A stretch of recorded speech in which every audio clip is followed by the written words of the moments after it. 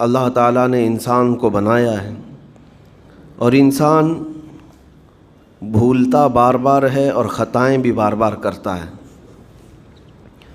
خطا کرنے والا اور بھول جانے والا اللہ کی بارگاہ میں ایسا نہیں ہے کہ وہ ہمیشہ کے لیے ناکارہ ہے، بلکہ اللہ تعالیٰ نے اسے زندگی میں بار بار موقع دیے ہیں کہ تو اپنی خطاؤں سے اور اپنی بھول سے پھر سے دوبارہ اپنی اچھی زندگی میں آ جا، اور اسی کو ہم توبہ کہتے ہیں۔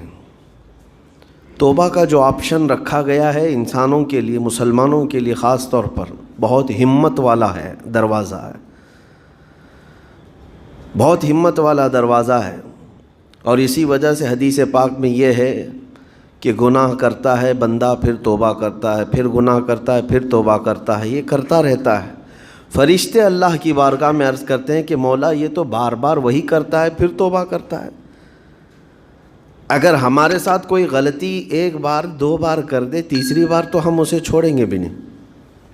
انسانوں کی طبیعت تو یہی ہے، لیکن بندہ جب بار بار ایک خطا کرتا ہے اور پھر توبہ کرتا ہے، پھر خطا پھر توبہ، تو فرشتے جب اللہ کی بارگاہ میں یہ عرض کرتے ہیں کہ مولا یہ ہر بار یہی کرتا ہے، تو جانتے ہیں پروردگار عالم کیا فرماتا ہے، ارشاد فرماتا ہے اے میرے فرشتوں، میرا بندہ مجھے رحمان سمجھتا ہے اس لیے بار بار توبہ کرتا ہے،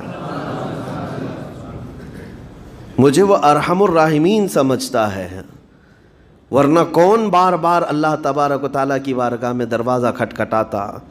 تو رب تبارک و تعالیٰ ارحم الراحمین ہے، یہ تصور ہر مسلمان کے ذہن میں ہے، اس کی وجہ سے وہ کبھی مایوس نہیں ہوتا۔ اور شیطان کا سب سے بڑا حربہ کیا ہے جانتے ہیں آپ؟ سب سے بڑا بہکانے کا اور گمراہ کرنے کا اور ہمیشہ گناہوں میں ملوث رکھنے کا سب سے بڑا آلہ، کہ بندے کو سب سے پہلے نا امید کرتا ہے، اب تیرا کیا ہوگا، تو بہت برباد ہو چکا ہے۔ یہ جو خیال شیطان ڈالتا ہے دل میں، اس کے بعد پھر وہ بندہ جری ہو جاتا ہے، اب میرے توبہ سے بھی کچھ ہونے والا نہیں ہے، جو جس طرح زندگی چل رہی چلنے دو، ارے 50 سال ہو گئے اب تک میں یہی کرتا رہا، اب کیا سدھروں۔ یہ جو خیالات ہے یہ شیطان ڈالتا ہے تاکہ اس کی کفر پر موت ہو جائے، تاکہ وہ ہمیشہ گناہوں کی موت مرے۔ نا امیدی جو ڈالتا ہے شیطان، اب میرے ساتھ کچھ ہونا نہیں ہے۔ نہیں میرے عزیزو، رحمت عالم صلی اللہ تعالیٰ علیہ وسلم کی بارگاہ میں کیسے کیسے لوگ آئے اور ارحم الراحمین نے ان کی توبہ قبول کی۔ آپ کو ایک بات میں بتاؤں، سیدنا عمر ابن خطاب رضی اللہ تعالیٰ عنہ کا دور ہے۔ مثنوی شریف میں مولانا روم فرماتے ہیں، جنت البقیع آپ نے سنا ہوگا، قبرستان مدینے کا، مدینے کے قبرستان میں رات کے وقت ایک بوڑھا آدمی 80 سال کا جو بانسری بجاتا تھا اور اسی سے پیسہ کماتا تھا، اس کی بانسری میں بڑی اچھی لے تھی، بڑی سر اچھی تھی، لوگ سنتے تھے اور پیسے دیتے تھے، لیکن بڑھاپے میں جب سانس پھولنے لگ جاتی ہے، ہانپنے لگ جاتا ہے، سانس نہیں ٹھہرتی، تو بانسری کیسے بجتی؟ اس کی لے ٹوٹ جاتی، لہجے بدل جاتے۔ بوڑھا آدمی، اب اس کی بانسری سننے کو کوئی آتا نہیں تھا اور پیسے ملتے نہیں تھے، تھک ہار کر کے وہ آیا، رات کا وقت تھا، جنت البقیع قبرستان میں، 80 سال کی عمر کا ہو گیا ہے، اس نے بانسری توڑ دی، کہا زندگی بھر جس چیز سے میں کماتا تھا اب میری سانسوں نے جواب دے دیا، جسم پھولنے لگا ہے، سانس زیادہ آنے لگ گئی ہے، اب میرا کھانا پینا کیسا چلے گا؟ خیر ارحم الراحمین ہوں تو تیرا ہی بندہ، میرے اہل و عیال نہیں، میرے رشتہ دار نہیں، مجھے اگر تو بھوکا مارنا ہے تو اسی قبرستان میں مار دے، یا اگر میری زندگی باقی ہے تو میرے رزق کا انتظام کر دے۔ وہ رو رہا تھا 80 سال کی عمر میں۔ جب بندہ لاچار و مجبور ہوتا ہے تو پروردگار کو ہی یاد کرتا ہے۔ جانتے ہیں عمر ابن خطاب رضی اللہ تعالیٰ عنہ امیر المومنین مسجد نبوی میں تھے اور ان کی آنکھ لگی تھی، خواب میں رسول پاک صلی اللہ تعالیٰ علیہ وسلم تشریف لائے، کہا عمر اللہ کا حکم ہے جنت البقیع میں جاؤ، ایک بھوکا آدمی کھڑا ہے، اپنے گھر سے کھانا لے جاؤ اور اس کی ضرورت کا انتظام کرو۔ نیند کھلی تو آپ نے دیکھا اللہ کے حبیب صلی اللہ علیہ وسلم کی طرف سے حکم آیا، اور رب ذوالجلال کا حکم ہے، گھر سے عمدہ کھانا لیا تو شادان لے کر کے کچھ مال و متاع بھی لے کر قبرستان میں گئے، ڈھونڈا کون ہے یہاں پر، تو دیکھا کہ ایک ہانپتا کانپتا ہوا 80 سال کا بوڑھا روتا ہوا نظر آیا۔ امیر المومنین اپنے ہاتھ میں توشادان لے کر اس کے قریب گئے، کہا تو بھوکا ہے؟ کہا ہاں بھوکا ہوں۔ بیٹھ چل میں تجھے کھلاتا ہوں۔ دسترخوان بچھا کر اسے اپنے ہاتھوں سے کھلایا، اور اسے اپنی ضرورت کے مطابق جو ضروریات تھیں اس کی ضرورت کے مطابق وہ ساری چیزیں دی۔ وہ بوڑھا پوچھتا ہے آپ کون ہیں؟ حضرت عمر فاروق نے کہا میں عمر ابن خطاب ہوں۔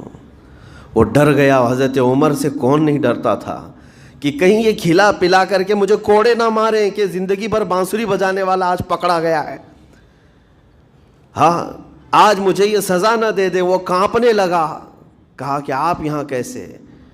حضرت امیر المومنین کہتے ہیں میں خود نہیں آیا، مجھے اللہ کے رسول نے بھیجا، اور رب تبارک و تعالیٰ کا حکم آیا تھا کہ تو بھوکا ہے اور تو نے رزق مانگا ہے اور مجھے تیرے رزق دے کر کے بھیجا گیا ہے۔ وہ چیخ مار کر کے گر پڑا زمین پر اور رونے لگا، اپنے ہاتھ پھیلا کر کہا سچ فرمایا مولا تو ارحم الراحمین ہے، 80 سال تجھ سے دور بھاگتا رہا، ایک بار کیا تجھے میں نے پکارا، تو نے وقت کی امیر المومنین کو کھانا دے کر بھیج دیا۔ اللہ رب العزت کی بارگاہ میں نا امیدی اور مایوسی جو شیطان لاتا ہے، اس سے بندے بھٹک جاتے ہیں، بہک جاتے ہیں، انہیں توبہ کی توفیق بھی نہیں ملتی۔ اسی لیے میرا مولا فرماتا انا عند ظن عبدی بی، رب تعالیٰ فرماتا میرا بندہ میرے بارے میں جیسا گمان کرتا ہے میں اس کے ساتھ ویسا سلوک کرتا ہوں۔ تم کیا گمان کرتے ہو؟ وہ سخت پکڑ کرے گا، ابھی مار ڈالے گا، وہ غفار ہے، قہار ہے، جبار ہے، لیکن ساتھ میں وہ ستار بھی ہے، وہ رحمان بھی ہے، رحیم بھی ہے۔ اگر رب تبارک و تعالیٰ ہر چیز پر پکڑ کرتا تو ہمارا تو جینا ہی نہیں تھا، یہاں پر اتنے گناہ ہو چکے۔ اور وہ رب تعالیٰ فرماتا وسعت رحمتی کل شیء، میری رحمت نے ہر چیز کو گھیر رکھا ہے۔ اللہ رب العزت بندوں کو معاف کرنے کا اظہار زیادہ فرماتا ہے۔ رب کائنات اپنی کائنات میں ہم بندوں کو اتارا ہے، ہم نے کیا نہیں بگاڑا، اس اپنے گناہوں سے اس کی زمین کو لال کر دیا، ہاں اس کی نافرمانی سے ہم نے اس کائنات کے رنگ کو بدل دیا، کھلے عام گناہ، ننگا پن، بے حیائی، عیاشی، سب کچھ ہوتا رہا۔ اس کی کائنات ہے، اس کی زمین ہے، اس کی سلطنت ہے، اور ان گناہوں کی وجہ سے جانتے ہیں آپ، سمندر اللہ کی بارگاہ میں عرض کرتا ہے کہ مولا تو مجھے اجازت دے دے، میں ایسی طغیانی لاؤں گا کہ یہ سب ہلاک ہو جائیں گے۔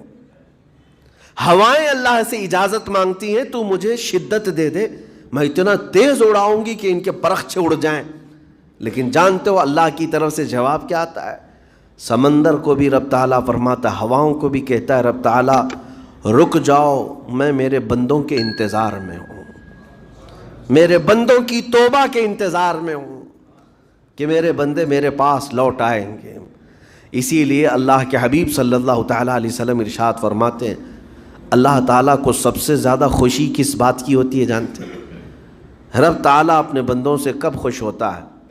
میرے آقا صلی اللہ علیہ وسلم فرماتے ہیں گم شدہ اونٹنی کے ملنے پر جیسے اس مسافر کو خوشی ہوئی، اس سے کئی زیادہ بڑھ کر کے رب تعالیٰ کو اس وقت خوشی ہوتی ہے جب ایک گنہگار بندہ واپس توبہ کر کے اس کی بارگاہ میں آتا ہے۔ رب تعالیٰ کی بارگاہ میں جب بندہ پلٹ کر کے آتا ہے، رب تعالیٰ فرشتوں پر اس بندے کو دکھا کر رشک کرتا ہے، ارشاد فرماتا ہے میرا بندہ میرے پاس آ گیا، میرا بندہ میرے پاس